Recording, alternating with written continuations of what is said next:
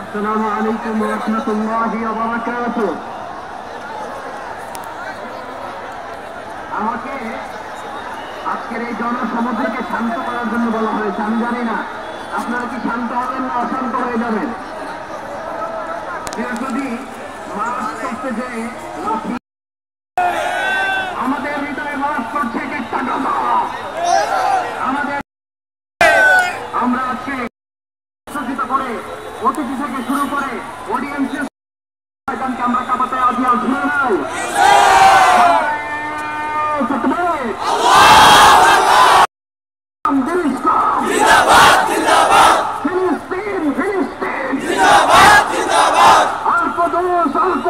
জিন্দাবাদ